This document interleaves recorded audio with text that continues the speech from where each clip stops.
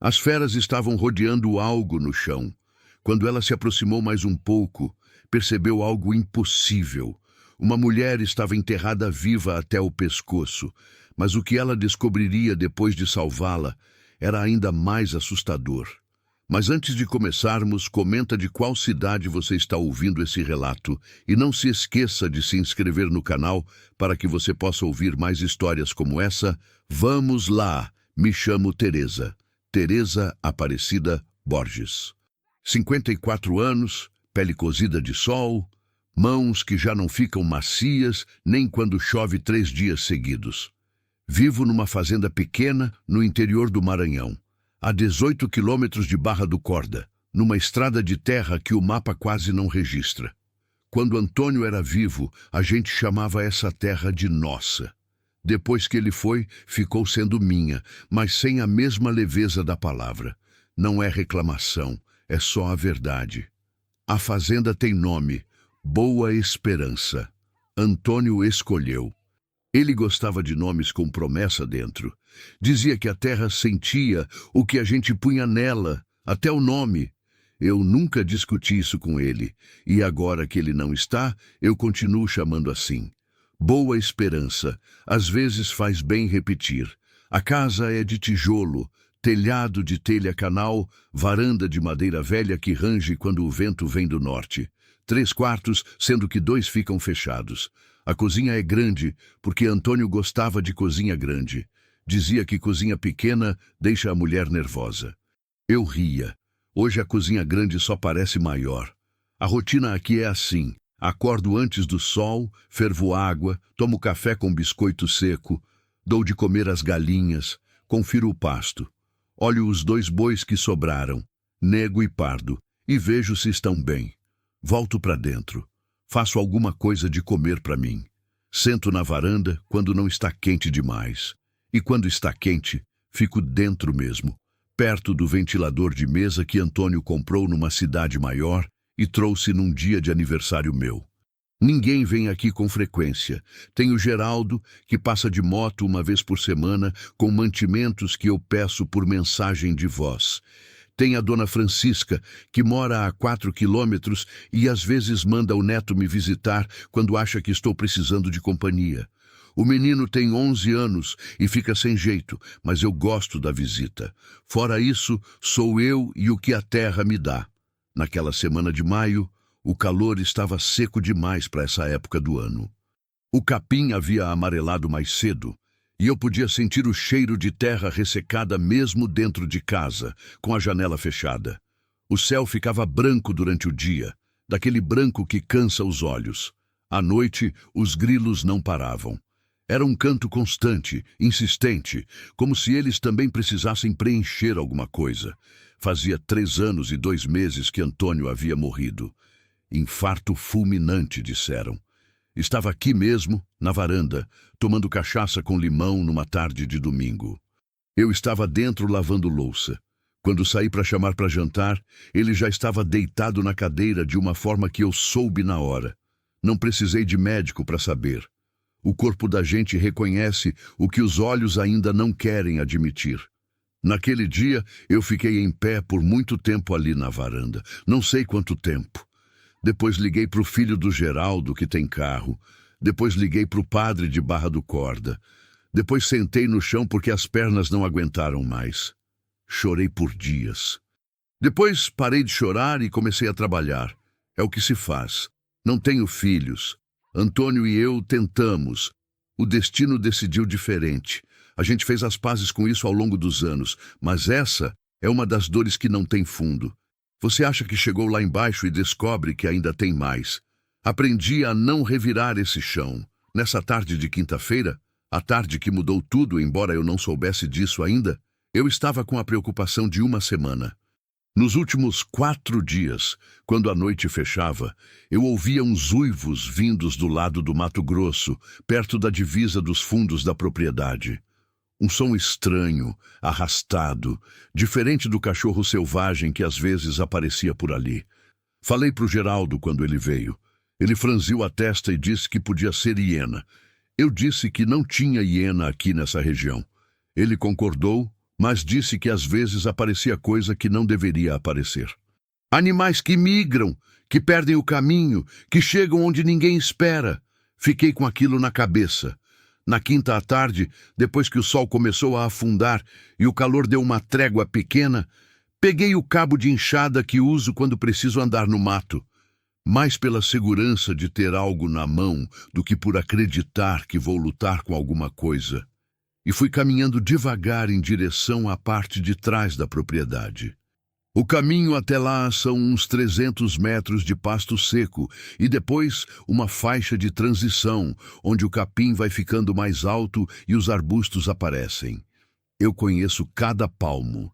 Andei por esse chão tantas vezes com Antônio que fechar os olhos e ainda assim não tropeçar. O sol estava baixo e avermelhado. A poeira que o vento levantava ficava suspensa no ar, dando ao horizonte uma cor de ferrugem. O cheiro era de terra quente, de capim seco, de alguma coisa vegetal que eu nunca soube nomear, mas que sempre associei ao fim de tarde aqui. Foi quando os vi, 3 delas, talvez 4, andando em círculo numa área de terra batida perto da divisa do mato. Baixas, manchadas, com aquele andar oblíquo que parece descoordenado, mas não é. Hienas. Geraldo tinha razão. Mas o que me prendeu não foi o animal. Foi o comportamento. Elas não estavam caçando. Não havia sangue, não havia carcaça. Elas circundavam um ponto específico no chão, como se estivessem esperando. Pacientes. Aquele tipo de espera que o animal selvagem tem quando sabe que a presa já está vencida. Eu parei. Senti o arrepio subir pelo braço, mesmo com o calor. E então ouvi. Fraco. Quase nada. Como se o vento tivesse pegado um som lá debaixo da terra e trouxesse para cima. Primeiro pensei que era imaginação. Depois pensei que era o vento mesmo, passando pelo capim de um jeito estranho. Mas o vento passou. E o som continuou. Era um choro, humano, baixo, exausto de quem já não tem mais fôlego nem para chorar direito. Mas era. Eu tenho 54 anos e já ouvi gente em muitos estados diferentes. Aquilo era gente. As hienas me viram quando me aproximei. Uma delas rosnou baixo. Eu levantei o cabo de enxada e continuei andando. Meu coração batia errado, mas meu passo não vacilou. Não sei explicar isso. Não foi coragem. Foi mais o fato de que quando você reconhece um ser humano precisando, o medo vai para um lugar secundário, pelo menos por um tempo. As hienas recuaram uns passos. Não fugiram. Ficaram observando de uma distância que não era segura, mas que me deu espaço para chegar no ponto onde estavam olhando. Parei. E não acreditei no que vi. Uma cabeça. Só uma cabeça, emergindo da terra batida.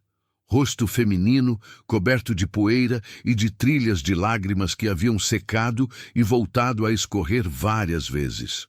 Cabelo colado na testa de suor e terra. Olhos que me olharam com uma mistura de descrença e de súplica que eu nunca vou conseguir esquecer enquanto viver. Os lábios se mexeram, rachados, ressecados, e saiu um sussurro tão fino que eu precisei me abaixar para ouvir. Por favor, me tire daqui. Não pensei, não calculei. Larguei o cabo de enxada, me ajoelhei naquela terra dura e comecei a cavar com as mãos. A terra estava compactada. Alguém havia feito isso direito. Com pá, com tempo, com intenção. Minhas unhas quebraram nos primeiros minutos. Eu não parei. Joguei terra para fora com as palmas abertas, com os dedos juntos como pazinha, raspando, afastando. As hienas rondavam. Eu não olhava para as hienas, só olhava para aquele rosto que ficava me olhando de volta, com os olhos que diziam, não para. Por favor, não para. E eu não parei. Quanto tempo durou? Não sei. Parecia uma hora. Parecia uma vida inteira. Meus joelhos doíam no chão duro, minha costa gritava. Minha garganta estava seca como o capim ao redor. Mas a terra foi cedendo. Os ombros apareceram. Depois, o peito. Depois, a cintura. Quando finalmente consegui puxar os braços dela para fora e colocar as mãos sob suas axilas para erguer, ela não teve força nenhuma para me ajudar.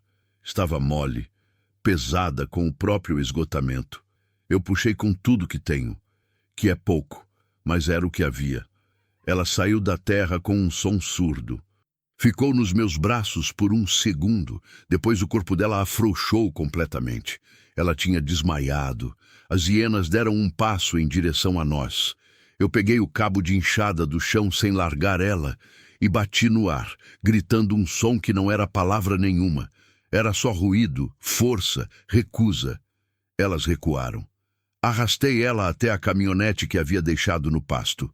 Antônio comprou essa caminhonete com 3 safras de soja que plantou em terra emprestada.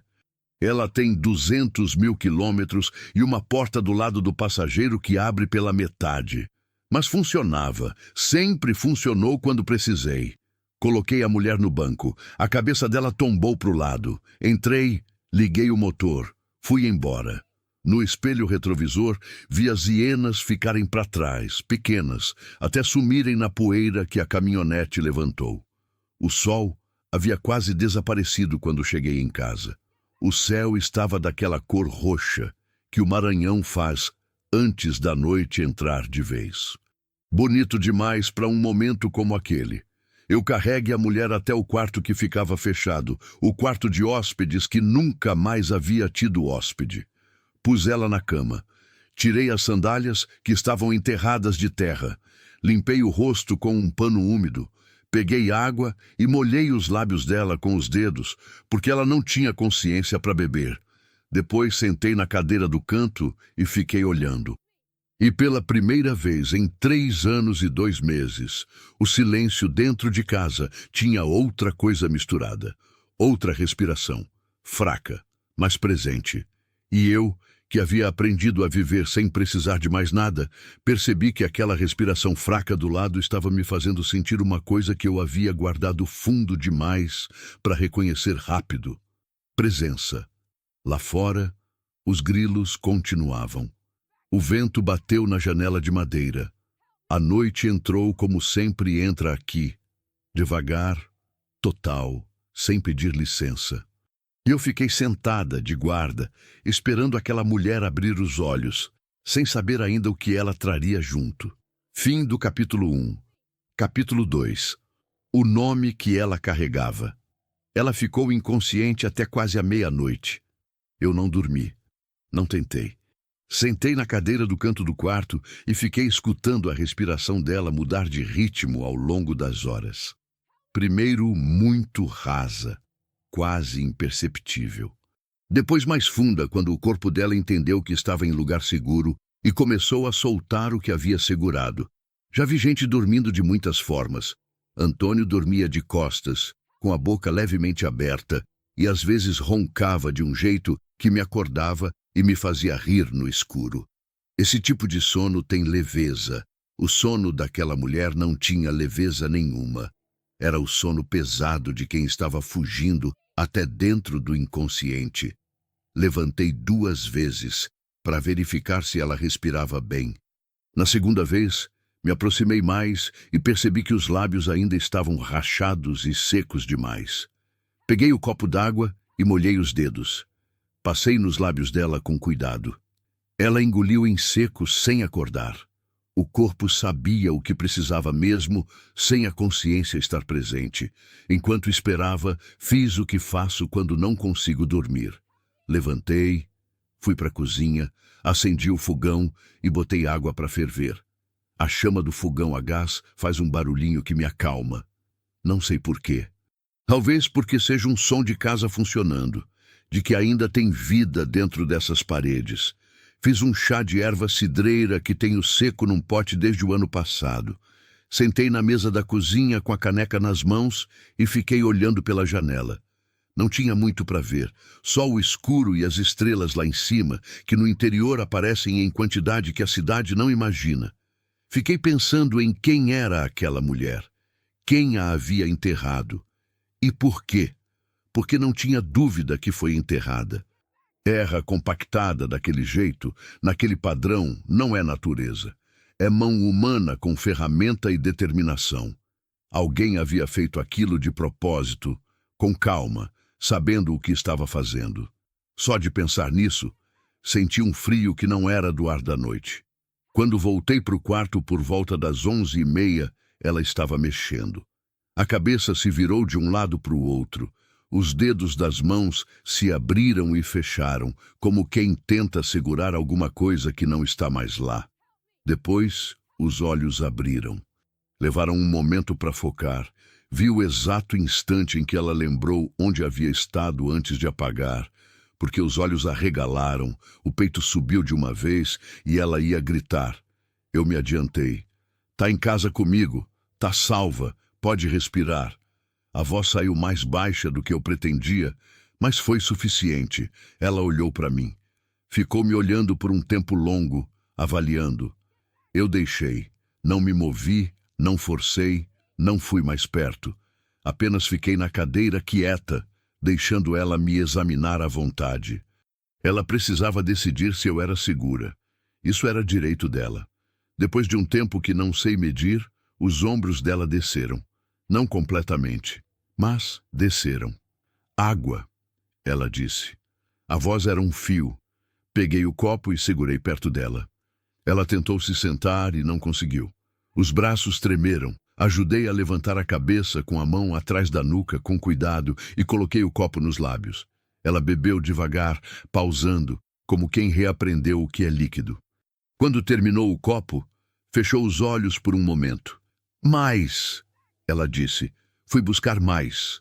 Ela bebeu mais 2 copos antes de conseguir falar de novo. Enquanto isso, eu ficava me movendo devagar pelo quarto, sem pressa, sem fazer movimentos bruscos. Como se faz com um animal assustado. Não por achar ela animal, mas porque quando uma pessoa passou por algo assim, o corpo dela está em modo de fuga constante, e qualquer coisa errada pode desencadear um terror que ela não precisa sentir de novo. Quanto tempo faz? Ela perguntou. Que eu te trouxe? Umas 3 horas. Ela processou isso. Fechou os olhos de novo. Eu me perguntei se ia dormir outra vez. Mas não foi isso. Ela estava contando alguma coisa dentro da cabeça dela, tentando calcular. Antes disso, lá na Terra. Quanto tempo você acha? Pensei. A terra ao redor havia sido pisada muitas vezes, o que sugeria que as hienas estavam lá faz tempo. A desidratação dela era severa. Os lábios rachavam como os dela racham quando ficam dias sem hidratação suficiente. Não sei ao certo, respondi com honestidade. Mais de um dia, eu acho. Talvez 2. Ela abriu os olhos. Me olhou de uma forma que não era mais só avaliação. Era uma coisa mais funda. Como quem está fazendo as contas de quanto tempo faltou para não estar mais aqui. Me chamo Lívia, ela disse. Teresa. Um silêncio. Ela olhou para o teto. Eu fiquei olhando para ela. Tem alguém que preciso avisar? Perguntei. Família? Algum conhecido? O silêncio que veio depois dessa pergunta foi diferente de todos os outros. Foi o silêncio de quem está escolhendo o que dizer, ou calculando o que é seguro dizer. Não agora, ela respondeu. E pela voz, eu entendi que não era esquiva, era medo, não insisti. Tem fome? Ela pensou, como se a pergunta fosse complexa. Depois acenou que sim com a cabeça, levemente. Fui para a cozinha e fiz o que faço quando não sei o que fazer. Cozinhei. Tinha arroz do almoço, feijão ainda quente na panela, um pedaço de frango que havia sobrado. Quentei tudo, pus num prato fundo porque é mais fácil de segurar na cama e voltei. Ela estava sentada quando cheguei, com esforço, com as costas apoiadas na cabeceira, mas sentada. Um progresso pequeno que eu notei e não comentei. Comi com ela. Puxei a cadeira para perto da cama e comi meu próprio prato ali. Não sei bem por que fiz isso. Talvez porque comer sozinha diante de alguém parece uma exposição grande. Talvez porque queria que ela não se sentisse observada. Comemos sem falar muito. Só o barulho das colheres, o canto lá fora, o vento na janela. Quando terminou, ela ficou com o prato vazio no colo, olhando para ele. Quem te fez isso? Perguntei. Não planejei. Saiu. Ela levou um tempo para responder. E quando respondeu, não olhou para mim. Ficou olhando para o prato vazio. Um homem. Pausa. Eduardo Montenegro. O nome não me disse nada de imediato, mas ela disse do jeito de quem está esperando uma reação, como se o nome fosse grande o suficiente para provocar reconhecimento imediato em qualquer pessoa da região. Não conheço, disse. Ela me olhou então, e pela primeira vez desde que havia acordado, vi algo no rosto dela que não era só medo ou exaustão. Era uma espécie de alívio. Você não é daqui perto de Flores do Brejão? Não, fico mais perto de Barra do Corda. Por quê? Porque lá todo mundo conhece, e todo mundo tem medo dele. Fiz uma pausa. O que ele é? Fazendeiro. Mas não só. Ela fechou os olhos brevemente. Tem terra, tem gado, tem gente, tem influência no cartório, no juiz, no delegado, tem tudo que uma pessoa precisa para fazer o que quiser e não responder por nada. Fiquei quieta, esperando. Trabalhei para ele durante 2 anos. A voz dela baixou de um nível que já era baixo. Na casa dele, eu via coisas, sabia de coisas. E um dia me esqueci de que sabia e falei demais para a pessoa errada. E aí ele me mandou pro mato. Dito assim, soa simples, mas a forma como ela disse, com uma calma que vinha de ter processado demais, de ter entendido completamente o que havia acontecido e não ter mais energia nem para se indignar, essa calma foi o que me partiu por dentro. Fiquei olhando para ela por um momento. Essa mulher tinha uns 30 e poucos anos. Olhos escuros, cabelo preto, um corte no supercílio que havia secado sozinho. Mãos finas. Alguém que havia vivido de trabalho, como eu. Você pode ficar aqui, eu disse. Não foi uma oferta calculada. Não pensei antes de falar. Foi o mesmo reflexo de quando comecei a cavar a terra com as próprias mãos. O tipo de coisa que você faz porque não consegue fazer de outro jeito. Ela me olhou.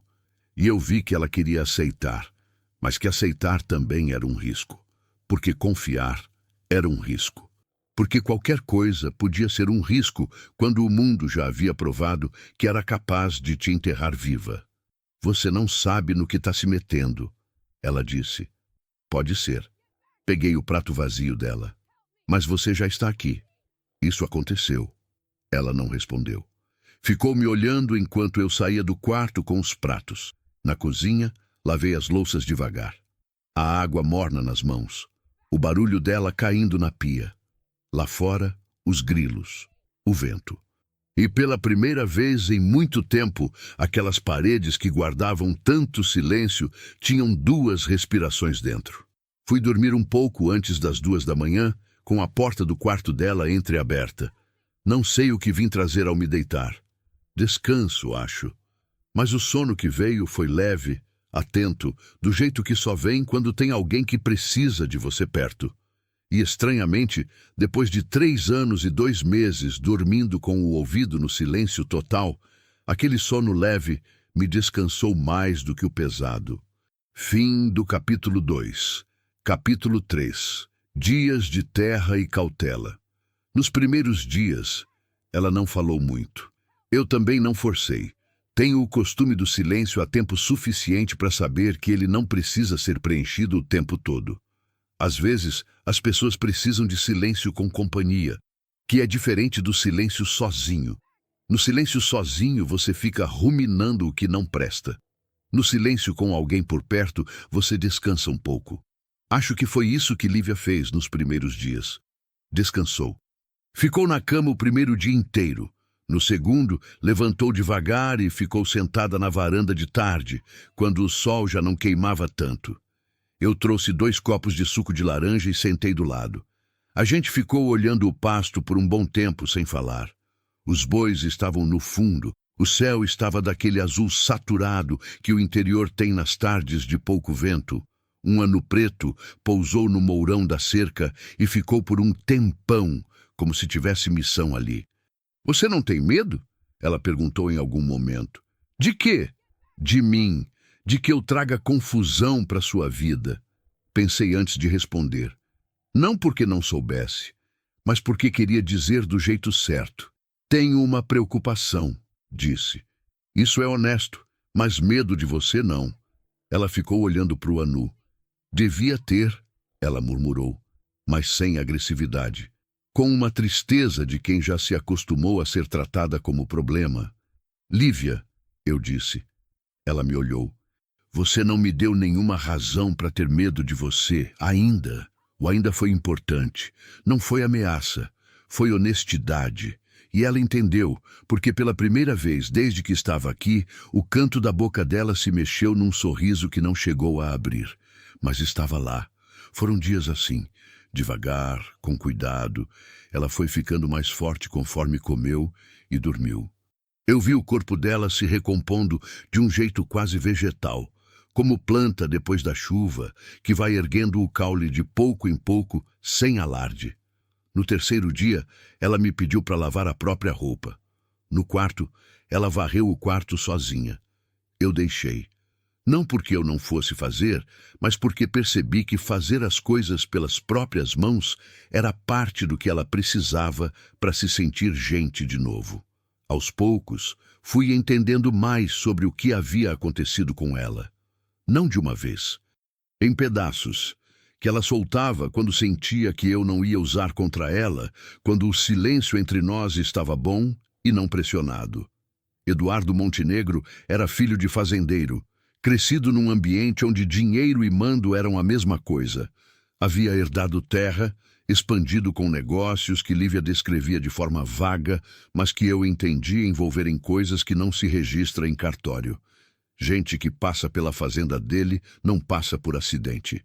Transações que a região inteira faz vista grossa porque ele mantém emprego, financia campanha, empresta dinheiro quando a seca aperta. Lívia havia sido contratada como doméstica. Trabalhava na casa grande, cuidava da limpeza, servia nas refeições quando havia visita. E foi numa dessas visitas que ela ouviu o que não devia. Não me contou o que foi.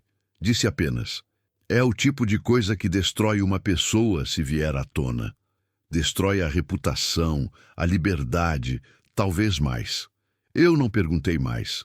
Se ela quisesse me contar, contaria quando fosse a hora. O que me preocupava de forma prática era outra coisa. Ele ia procurar. Lívia havia sido deixada para morrer de um jeito calculado, longe de tudo, com animal por perto, numa região que qualquer um podia chamar de acidente ou desaparecimento. Quando o corpo não aparecesse, alguém ia investigar? Talvez. Mas se o delegado era do lado dele, a investigação ia para onde ele apontasse. E se soubesse que ela estava viva? Essa pergunta ficava na minha cabeça durante o trabalho do dia, enquanto eu dava de comer às galinhas, verificava o pasto, consertava o portão que havia torcido com o vento, a cabeça trabalhava por conta própria.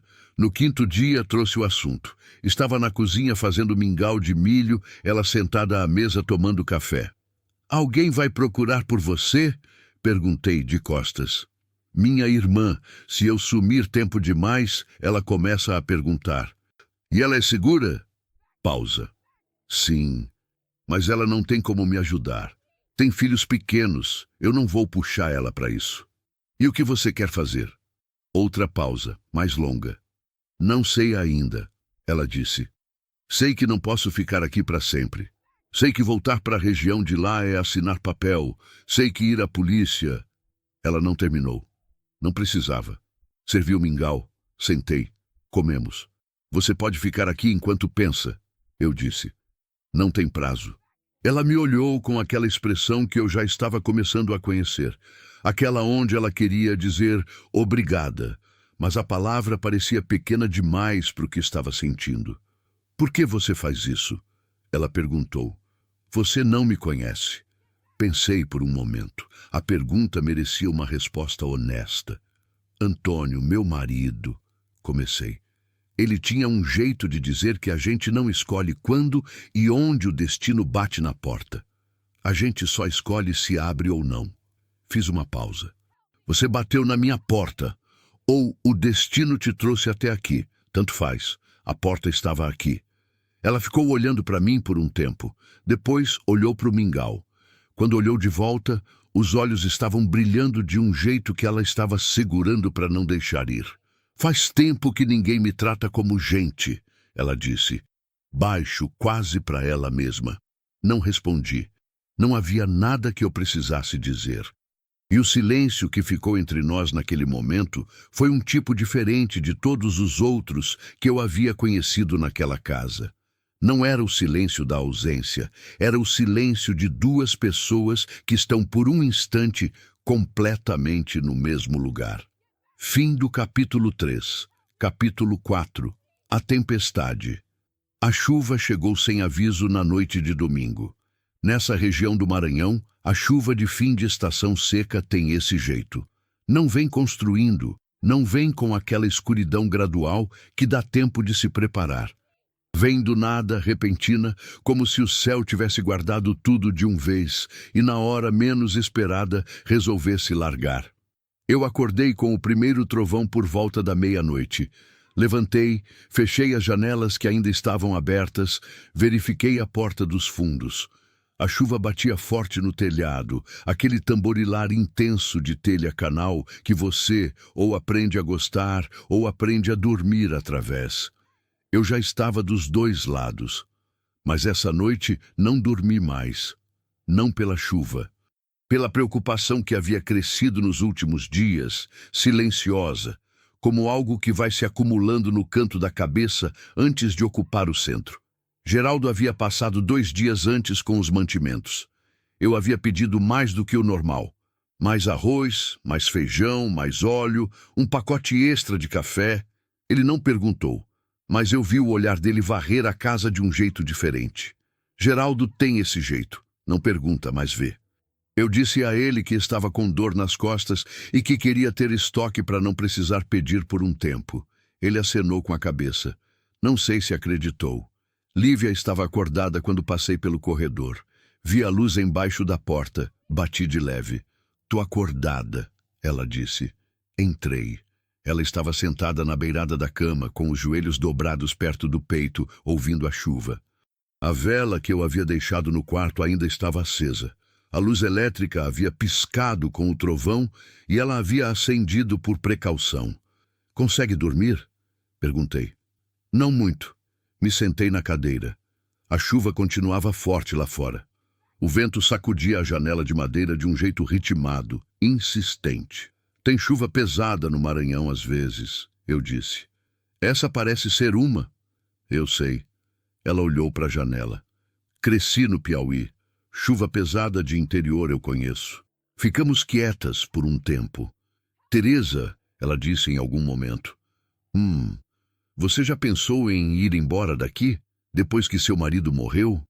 A pergunta me pegou sem defesa. Não por ser agressiva. Era uma pergunta genuína, curiosa, de quem está tentando entender o que faz uma pessoa ficar num lugar. "Pensei", respondi. "Nos primeiros meses. Pensei muito." "Por que ficou?" Levei um tempo para responder. Tinha várias respostas possíveis, e nenhuma delas era mentira. Mas só uma era a verdadeira. Porque ir embora parecia que eu estava deixando ele para trás. Fiz uma pausa. Sei que não faz sentido. Ele não está mais aqui. Mas aqui ainda tem as marcas dele. A cadeira que ele escolheu. A caminhonete que ele comprou. O nome que ele colocou na fazenda. Pausa. Parece que ficar é uma forma de continuar junto de uma coisa que não existe mais, mas que foi real. Lívia ficou me ouvindo com atenção. Não com aquela atenção de quem está esperando a vez de falar. Com a atenção de quem está de fato ouvindo. "Faz sentido", ela disse. "Faz mais sentido do que parece." A chuva intensificou. Ouvimos um estalido lá fora. Galho quebrando, provavelmente. O vento havia ficado mais forte. Foi quando a luz foi embora de vez. A vela ficou sendo a única claridade. Eu fui buscar mais 2 no armário do corredor e trouxe para o quarto. Com 3 velas, dava para enxergar razoavelmente. "Vai ficar sem luz por quanto tempo?" ela perguntou. "Depende. Às vezes volta em poucas horas, às vezes demora um dia." "E comunicação?" Peguei o celular. Sem sinal. Na zona rural aqui, o sinal já era fraco em condições normais. Com chuva pesada, sumia quase que completamente. "Por agora, nenhuma", respondi. E percebi ao dizer isso o quanto aquela palavra pesava mais nessa noite do que qualquer outra. Nenhuma. Nós duas nessa casa, sem luz, sem comunicação, com a chuva cortando o mundo lá fora. Eu vi no rosto dela o mesmo pensamento que estava no meu. Que se alguém soubesse onde ela estava, se alguém viesse, essa noite seria a pior noite para isso acontecer. Tem tranca na porta? Ela perguntou. A voz estava controlada, mas eu conhecia o que havia por baixo. 2, e o portão da entrada tem cadeado. O portão fica longe da casa? 200 metros. Ela acenou com a cabeça, processando. E se alguém entrar pelo mato, pela divisa dos fundos? Tem cerca. Não é intransponível, mas dá trabalho com chuva assim. Mas dá. Ficamos olhando uma para outra à luz das velas. 2 rostos num cômodo escuro, com a chuva batendo lá fora, calculando probabilidades que eu preferia não ter que calcular. Você sabe atirar? Ela perguntou. Tenho uma espingarda de Antônio. Sei usar. Onde fica? No guarda-roupa do meu quarto. Busca ela. Não discuti. Fui buscar. A espingarda estava no fundo do guarda-roupa, envolta num pano, cartucho ao lado. A última vez que havia atirado com ela foi 2 anos atrás, quando apareceu um cachorro selvagem perto das galinhas. Antônio havia me ensinado nos primeiros anos de casamento. Você não precisa gostar. Precisa saber usar quando precisar. Voltei para o quarto com ela. Pus no canto, encostada na parede, onde as duas podíamos alcançar. E então ficamos ali. 2 mulheres à luz de vela, com uma espingarda no canto, escutando a tempestade. Lívia começou a falar. Não sei se foi o escuro. Não sei se foi o medo que afrouxou alguma coisa dentro dela. Mas ela começou a contar o que havia ouvido na casa de Montenegro.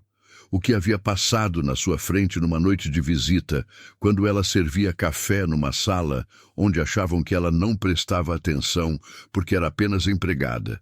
Era sobre terra, terra de outros agricultores da região, terra que estava sendo tomada através de documentos falsificados, de pressão sobre cartórios, de ameaças veladas e não tão veladas. Terra de gente pequena que não tinha como brigar. E havia um nome nessa conversa, o nome de um promotor de justiça numa cidade maior, que estava investigando justamente isso, que havia sido procurado por um dos agricultores lesados. Montenegro sabia do promotor e havia deixado claro naquela conversa que Lívia ouviu que o promotor não ia chegar muito longe. Você foi a única testemunha disso? Perguntei. Que eu saiba, sim. E ele sabia que eu tinha ouvido. Não por mim diretamente, por alguém que eu contei sem calcular o que estava fazendo. Ela fechou os olhos. Fui idiota. Você foi humana, eu disse. É diferente. Ela abriu os olhos. Me olhou. A chuva começou a diminuir perto das 3 da manhã. Primeiro foi o vento que amansou. Depois a pancada foi virando chuvisco, depois chuvisco virando goteiras do telhado, depois goteiras virando silêncio molhado. A luz voltou às 4 e pouco. O clique do disjuntor e o ventilador no corredor voltando a girar foram os sons mais reconfortantes que eu havia ouvido naquela noite. Lívia havia adormecido na beirada da cama em algum momento entre a 1 e as 3. Eu havia ficado acordada o tempo todo, sentada na cadeira, escutando. Quando a luz voltou, olhei para ela dormindo. O rosto havia afrouxado de um jeito que não tinha durante o dia. Mais jovem, menos carregado. Peguei uma manta e cobri ela. Apaguei 2 das velas, deixei uma acesa. E fui para minha cama. Não dormi muito, mas o que dormi foi de gente. Lá fora, depois da chuva, o cheiro de terra molhada entrou por baixo das janelas fechadas. Aquele cheiro gordo de mundo renovado que o interior dá depois de tempestade pesada. Às vezes, o mundo precisa da tempestade para lembrar que ainda tem chão. Fim do capítulo 4. Capítulo 5. O que carregamos. Na manhã seguinte à tempestade, o pasto estava alagado. Nego e Pardo ficaram parados no ponto mais alto do terreno, com aquele olhar bovino de quem não entende porque o chão mudou, mas aceita porque não tem opção. Eu os olhei da cerca por um momento, botei comida e voltei para casa com as botas lamacentas. Lívia estava na cozinha quando entrei. Havia feito café. Aquilo me parou no meio do movimento. Não era um gesto grande. Era café, água fervida, pó colocado no coador, canecas puxadas do armário. Coisa de 5 minutos. Mas havia dias que eu entrava na cozinha e o silêncio de dentro era idêntico ao silêncio de fora. E ver aquela caneca posta à minha espera foi uma coisa pequena que doeu de um jeito bom. Obrigada, eu disse. Ela acenou com a cabeça. A gente tomou café. Nos dias seguintes, algo mudou na dinâmica entre nós. Não de uma vez, não com conversa. Mudou da forma como as coisas mudam quando dois estranhos começam a ocupar o mesmo espaço sem tentar dominar o espaço um do outro. Ela começou a ajudar nas tarefas sem que eu pedisse. Eu comecei a incluir ela nos planejamentos do dia sem pensar. A gente começou a circular pela casa de um jeito que não se esbarrava, que respeitava o ritmo do outro. Lívia era uma mulher de trabalho, isso ficou claro. Não o tipo de trabalho que você faz porque é obrigada, o tipo que vem de dentro, de quem cresceu, sabendo que as coisas precisam ser feitas e que fazer é melhor do que esperar. Ela consertara uma fresta na janela do quarto com um pedaço de madeira que encontrou na despensa. Ela tirara o mato que havia crescido ao redor das pedras da varanda. Ela organizara a despensa por tipo de alimento quando percebeu que eu misturava tudo. Eu deixei. Não porque precisava da ajuda, aprendera a me virar, mas porque havia algo importante naquilo que ela fazia. Ela estava tomando conta de um lugar. E tomar conta de um lugar é a forma mais silenciosa de dizer: eu existo aqui. Numa tarde, enquanto a gente estava sentada na varanda, descascando alho para guardar, ela de um lado, eu do outro, com uma bacia de alho entre nós, ela me contou sobre a irmã. Chamava Raquel. Morava num município a uns 100 quilômetros de onde Lívia havia trabalhado. 2 filhos pequenos, marido que trabalhava em construção. Uma vida de contas, chegando todo mês e de fechar o mês sem sobra. Ela não sabe que estou viva, Lívia disse. Baixo, apenas como fato. Você quer que ela saiba? Quero. Mas tenho medo de que ligar para ela coloque ela em risco. Se ele estiver monitorando, se tiver gente de ouvido... Não respondi imediatamente. Descasquei mais 2 dentes de alho. Tem como mandar mensagem de um número que ele não associa a você? Eu disse. Ou uma mensagem sem identificação. Ela pensou. Tem como mandar recado por alguém que Raquel conheça e ele não. Alguém em quem você confia? Uma vizinha de infância da gente, moradora de outro estado. Faz anos que ele nem sabe que existe. Então manda por ela. Lívia ficou olhando para o alho por um tempo. Depois, num movimento que pareceu custar mais do que devia, pegou meu celular que estava na beira da bacia e começou a procurar o contato. Eu fui buscar mais alho na despensa. Não porque precisava, mas porque quis dar a ela um momento de privacidade para fazer aquilo. Quando voltei, ela estava com o celular na mão e os olhos vermelhos. Mas o telefone estava pousado, a mensagem enviada. Feito, ela disse. Feito, eu repeti. E a gente voltou a descascar alho no silêncio da tarde. Foi nessa semana também que eu perguntei sobre o promotor. Não de uma vez. Fui chegando devagar, em dias diferentes, em conversas que pareciam sobre outra coisa, mas que iam chegando lá. Porque o que Lívia havia me contado naquela noite de tempestade não havia saído da minha cabeça. O promotor que estava investigando, os agricultores que haviam perdido terra, a conversa que ela havia ouvido. Se Lívia era a única testemunha do que Montenegro havia dito, e se Montenegro sabia disso, então manter ela viva e em segurança não era só uma questão humana. Era uma questão de justiça que existia lá fora, esperando uma peça que havia sido enterrada num campo. Mas eu não queria empurrar ela antes de ela estar pronta. Então fui com cuidado. Você já pensou em procurar aquele promotor? Eu disse numa tarde de passagem, enquanto dobrava a roupa. Ela estava lendo um almanaque velho que havia achado na prateleira. Levantou os olhos. Pensei, disse, mas não sei se ele está vivo.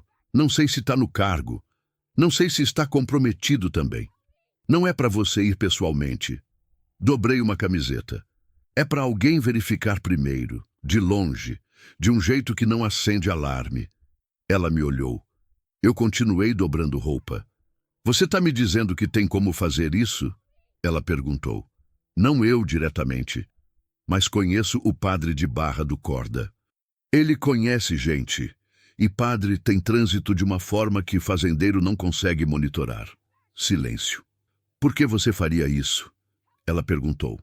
E não era desconfiança na voz, era genuína incompreensão de quem estava acostumada a que ninguém fizesse nada. Larguei a roupa dobrada no cesto, me sentei na beirada da cama. Lívia, eu disse. Antônio ficou doente uns 2 anos antes de morrer. Não o coração. Isso veio de repente. Antes disso, ele ficou doente dos rins. 6 meses numa fila de espera por tratamento que um hospital público deveria dar. Fiz uma pausa. No final, um vizinho nosso arranjou uma consulta particular fiando, e foi isso que ajudou. Um estranho que fiou consulta pra gente porque não aguentou ver o sofrimento sem fazer nada. Ela ficou me ouvindo. A gente não tinha como pagar. Pagamos depois, com o tempo. Mas aquele homem não esperou a gente ter como. Ele só ajudou. Olhei para ela. Eu aprendi naquele dia que tem coisas que a gente não pode deixar passar porque não é nossa responsabilidade. Às vezes é nossa responsabilidade exatamente porque ninguém mais está olhando. Lívia ficou quieta por um longo momento. Depois disse, pode falar com o padre. Naquela noite eu escrevi uma mensagem para o padre Celso. Um WhatsApp curto, cuidadoso, que não dizia nada diretamente, mas deixava claro que havia uma situação que precisava de conversa discreta. Padre Celso é homem de 60 e tantos anos, maranhense de Bacabal, que há 15 anos serve a paróquia de Barra do Corda. Não é homem de fazer pergunta desnecessária, mas é homem que age, quando age, é preciso. Ele respondeu no dia seguinte de manhã cedo. Pode ser. Quando quiser conversar, estou aqui. Mostrei a mensagem para Lívia. Ela leu. Ficou olhando para a tela por um tempo. E agora? Ela disse. Agora a gente decide junto o próximo passo. Você e eu, sem pressa, sem empurrar. Ela me devolveu o celular. Ficou olhando pela janela para o pasto que havia secado nos últimos dias, o verde voltando devagar depois da chuva. Tem uma coisa que eu aprendi nesses anos. Eu disse, mais para mim do que para ela. A gente acha que os problemas precisam ser resolvidos de uma vez, mas quase nenhum problema é assim. A maioria se resolve em passos pequenos, um de cada vez, sem ver o destino inteiro desde o começo. Ela não respondeu, mas quando se virou da janela, havia uma coisa diferente no rosto dela. Não resolução. Ainda era cedo demais para isso. Mas uma abertura. Uma disposição de continuar tentando que não havia estado lá na noite em que ela havia acordado, sem saber se eu era segura. Era um começo. No interior, começo é muito. Fim do capítulo 5. Capítulo 6. O que a terra guarda. O padre Celso veio numa terça de manhã, numa caminhonete emprestada de um paroquiano, sem avisar exatamente o horário. Eu estava no pasto quando ouvi o motor. Voltei depressa. Lívia estava na varanda e havia me visto chegar antes de ver quem vinha. Quando percebeu que não era ameaça, os ombros dela desceram um pouco, mas ficou de pé, atenta, como alguém que aprendeu que o relaxamento total é um luxo que ela não pode ter. O padre desceu da caminhonete com um chapéu de palha que usava no interior e um sorriso de quem tem a consciência em ordem. Cumprimentou a mim com um aperto de mão firme e olhou para Lívia com aquele jeito dos padres velhos de interior, que não julgam antes de ouvir, mas também não fingem que não estão vendo. Bom dia, disse a ela. Bom dia, ela respondeu. A gente entrou. Fiz café. Sentamos os três na mesa da cozinha. Eu havia conversado brevemente com o Padre Celso na véspera pelo telefone. Não dei detalhes, mas fui honesta. Havia uma mulher em perigo. Havia um homem poderoso envolvido. Havia informação que podia ter importância jurídica. Precisava saber se havia caminho seguro e se o promotor que Lívia mencionara ainda estava na função. Padre Celso havia feito o que faz quando age. Fez contato por meios que não passavam por nada rastreável. Conhecia um advogado em São Luís que trabalhava com casos de violação de direitos fundiários. Esse advogado conhecia o promotor. O promotor estava vivo, estava no cargo e havia retomado a investigação após um período de afastamento por ameaças que havia sofrido. Quando o Padre Celso contou isso, Lívia ficou muito quieta. Ele recebeu ameaças também, ela disse. Não era pergunta. Recebeu, mas está atuando. E se eu for testemunha, estou segura? O padre juntou as mãos na mesa. Não respondeu rápido. Eu gostei disso nele. Nunca deu resposta fácil para pergunta difícil. Segurança total não existe nesse tipo de situação, ele disse. Mas o advogado com quem conversei tem experiência com casos onde a testemunha precisa ser protegida antes do depoimento. Existe protocolo. Existe possibilidade de acionar órgãos federais que ficam fora da esfera de influência local. Federais, ela repetiu, saboreando a palavra. A influência de Montenegro, pelo que me descreveu Teresa, é local e regional. Não chega à instância federal sem muito custo para ele. E esse custo pode ser o que segura a mão. Lívia ficou olhando a caneca de café. Eu fiquei olhando para ela. Havia chegado até mim como uma mulher enterrada viva, com lábios rachados e olhos de quem havia dado adeus. E estava sentada agora na minha cozinha, bebendo café, ouvindo que havia caminho, que havia alguém do outro lado disposto a tentar. Não é uma transformação de cinema. Não foi o momento em que ela de repente ficou forte e decidida e sem medo. O medo ainda estava lá. Eu via nos dedos dela enrolando a alça da caneca, na forma como ela olhava para a porta de vez em quando. Medo desse tipo não some numa manhã de terça-feira. Mas havia outra coisa agora junto com o medo. Uma coisa que o medo sozinho não deixa existir. Deliberação. Eu preciso pensar, ela disse. Toma o tempo que precisar, disse o padre. Não tenho tanto tempo, ela respondeu. E foi honesta ao dizer isso. Quanto mais tempo passa, mais risco de alguém localizar onde estou, ou de ele concluir que sou irrelevante porque o corpo não vai aparecer e seguir em frente. Qual é o maior risco para você agora? Perguntei. Ela pensou. Se ele souber que estou viva e que sei o que sei, ele vai agir. Se ele achar que sumir foi suficiente, pode ser que deixe para lá por um tempo. Então a questão é chegar ao promotor antes que ele saiba que você está viva. Isso, Padre Celso disse. O advogado pode organizar isso em 2 dias. Uma reunião fora de São Luís, num local neutro, com segurança básica. Você daria depoimento formal. A partir daí, existem medidas protetivas que podem ser acionadas antes de qualquer movimento público. Lívia olhou para mim. Eu olhei para ela. Não disse nada, porque não era minha decisão. Nunca foi. Minha parte havia sido abrir a porta quando o destino bateu. O que viesse depois era dela. Ela virou para o padre. Pode marcar. Os 2 dias seguintes foram os mais tensos desde a tempestade. Não porque houve movimento externo, houve movimento interno que às vezes é mais difícil. Lívia ficou quieta. Não do jeito de antes. Não era o silêncio de quem está se recompondo. Era o silêncio de quem está se preparando. Ela dormia menos, ficava na varanda de madrugada, olhava para o horizonte com aquela expressão de quem está ensaiando algo que não tem como ensaiar de fato. Eu fiz o que sabia fazer. Fiz comida, fiz café. Mantive a rotina como âncora.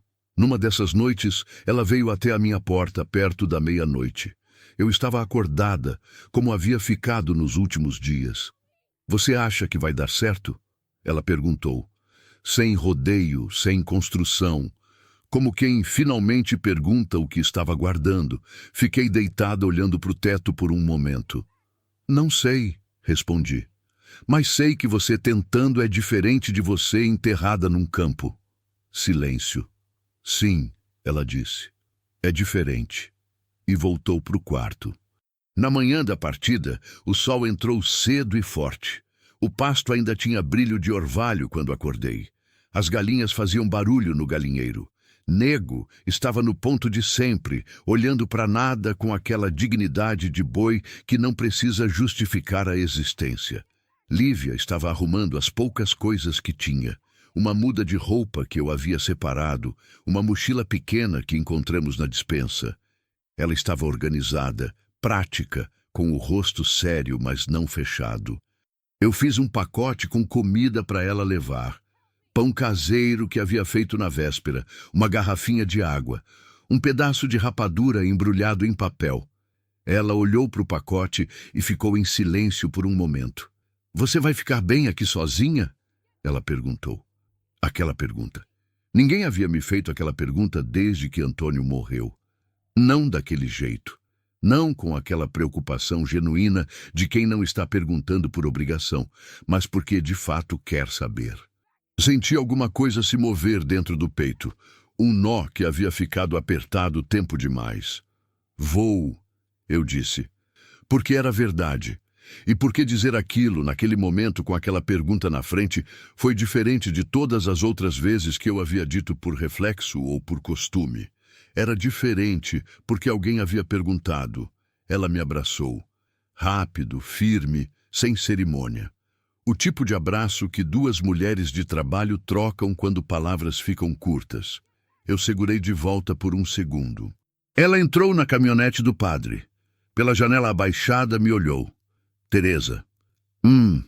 Você salvou minha vida. Não a primeira vez lá no campo. Ela fez uma pausa pequena. Você salvou de novo aqui dentro. Isso é diferente. Não respondi. Ela não precisava que eu respondesse. A caminhonete foi embora pela estrada de terra. A poeira vermelha ficou suspensa atrás dela por um tempo, como rastro. Eu fiquei em pé no portão até a caminhonete virar na curva e sumir. Depois fiquei mais um pouco. Não por tristeza. Não era tristeza. Era aquela coisa que você precisa deixar assentar antes de voltar para dentro. Como quando a chuva passa e o cheiro do chão molhado ainda está no ar e você não quer desperdiçar indo embora antes da hora. Quando voltei para casa, entrei pela varanda, tirei as botas, fui para a cozinha e ali, naquela cozinha que havia me parecido grande demais por 3 anos, eu fiz café. Fervi a água, coloquei o pó no coador. Esperei a água passar devagar, como sempre fiz. Sentei com a caneca nas mãos. A casa estava quieta. Mas não era o mesmo silêncio de antes. Não sei explicar a diferença com exatidão. Talvez seja que o silêncio antes era fechado. Era ausência. Era o que não havia mais. O silêncio agora tinha uma abertura. Como uma janela que você não sabia que estava trancada e alguém abriu por fora, e agora o ar entra de um jeito que você havia esquecido que era possível. Peguei o celular. Abri o contato da filha do Geraldo, que havia me mandado mensagem 2 semanas atrás, perguntando se eu queria companhia numa tarde. Eu havia deixado para depois. Fui deixando. Digitei. Pode vir sim. Qualquer tarde que quiser. Mandei. Pus o celular na mesa. Olhei pela janela. O pasto. O mourão. O anu preto que havia pousado ali uns dias atrás e parecia ter gostado do endereço porque estava de volta. Antônio gostaria disso. Não da situação toda. Ele teria ficado apavorado, teria discutido comigo, teria dito que eu era maluca de se meter em confusão de desconhecida. Mas depois, na calma, ele teria entendido, porque ele era do tipo que entendia, e teria dito, do jeito dele: você não consegue fechar os olhos para o que está precisando. Isso é seu, é meu, sim. Terminei o café. Me levantei, peguei o chapéu, fui verificar os bois. Soube de Lívia 3 semanas depois, numa mensagem curta que veio de um número que não reconheci, mas cujo teor Eu reconheci imediatamente. Dizia apenas: tudo caminhando. Estou viva e em lugar seguro. Obrigada, Teresa. Li a mensagem 3 vezes. Depois coloquei o celular na mesa, fui até a varanda, sentei na cadeira que havia sido de Antônio e deixei aquele sol de fim de tarde do Maranhão pousar no rosto. Não rezei. Não fiz discurso para mim mesma. Não precisava. Estava bem. Não da forma que estava antes de Antônio morrer, aquele bem nunca vai voltar igual. Mas um outro tipo de bem. Um que se reconstrói devagar, em gestos pequenos, em perguntas feitas de dentro com cuidado, em janelas abertas, em cafés tomados com caneca de outra pessoa sobre a mesa. O bem que vem de ter existido de forma que importa para alguém. A terra da Boa Esperança estava seca de novo depois das chuvas. O capim havia crescido verde e depois ido amarelando nas pontas, como sempre faz quando o calor retorna. Os grilos iam começar assim que o sol baixasse. O vento ia bater na janela de madeira do jeito que sempre bate. E eu ia estar aqui, continuando, do jeito que aprendi, que é o único jeito que conheço.